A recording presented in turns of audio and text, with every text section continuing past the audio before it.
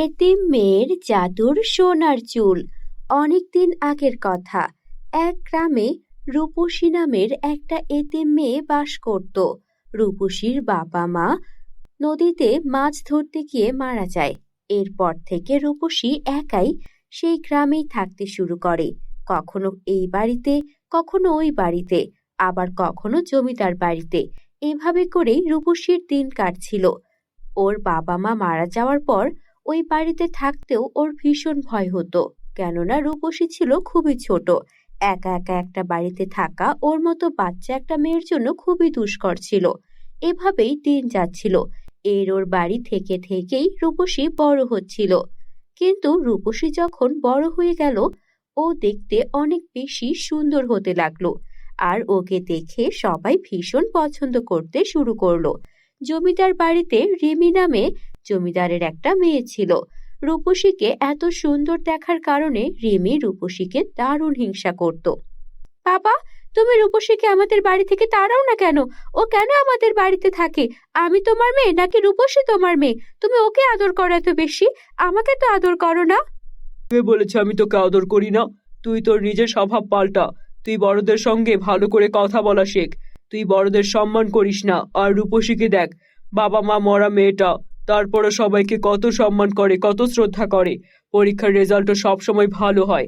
আমার তো মনে হয় আমার মেয়ে তুই না হয়ে রূপসী হলেই ভালো হতো। বেয়াদব মেয়ে একটা, যা এখান থেকে।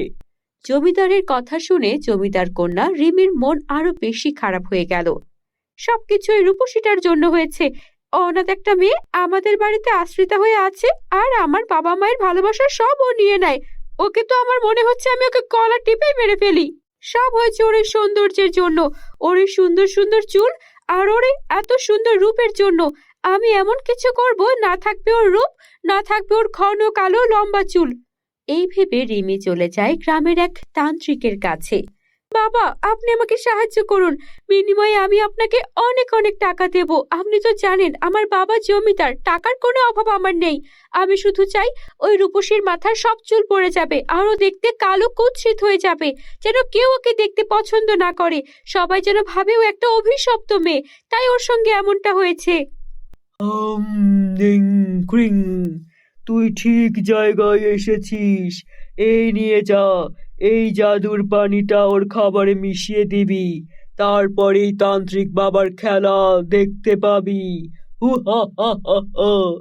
এই নিন বাবা, এখানে 50,000 টাকা আছে, আমি আরো টাকা দেব যদি কাজ হয়। তারপর রিমি বাসায় গিয়ে রূপসীর খাবারে সেই পানি মিশিয়ে দিল। রূপসী সেই খাবার খেয়ে রাতে ঘুমিয়ে পড়ল। বন্ধুরা, তোমরা যারা যারা গল্পটি দেখছো তোমাদের নাম কমেন্টে লিখে জানাও। আমরা নেক্সট গল্প তোমাদের নাম দিয়ে বানাবো। সকালে ঘুম থেকে উঠে রূপসী নিজেকে দেখে অবাক হয়ে গেল। এ কি হয়েছে আমার? আমার মাথার চুল কোথায় গেল?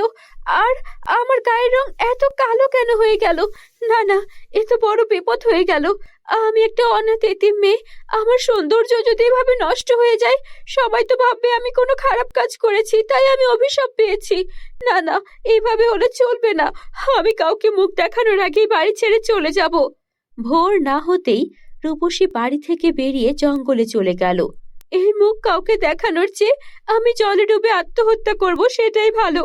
বাবা মা তো ছিলই না, কত কষ্ট করে বড় হয়েছি, আর এখন কিনা আমাকে এভাবে কুৎসিত হয়ে বাঁচতে হবে? না না, কুৎসিত হয়ে বাঁচার চেয়ে মরে যাওয়া ঢের ভালো।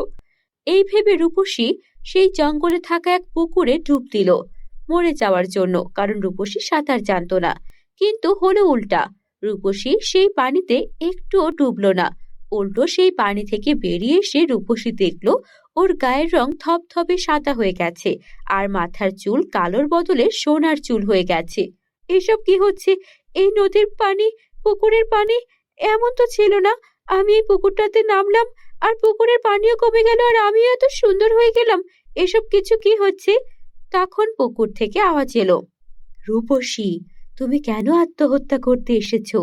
আমি জঙ্গলের পবিত্র পুকুর, তোমার মতো পবিত্র মেয়ে আমার পুকুরে পা রাখতেই আমি আমার পবিত্রতা আবারও ফিরে পেয়েছি, যা কিনা 100 বছর আগে হারিয়ে ফেলেছিলাম। তোমার মন যেমন সুন্দর তুমি তেমন সুন্দর হয়েছো, আর এই সোনার চুল তারই তোমার প্রাপ্য। তুমি এখন বাড়ি ফিরে যাও। রূপসী আরো সুন্দর আর সোনার চুল নিয়ে বাড়ি ফিরে এলো। এটা দেখে ভয় পেয়ে গেল রিমি, আর এরপর ও আর কখনো ওর সঙ্গে খারাপ আচরণ করেনি। আমাদের চ্যানেলে নতুন হলে চ্যানেলটিকে সাবস্ক্রাইব করে বেল আইকন অন করে দিও। Bye bye.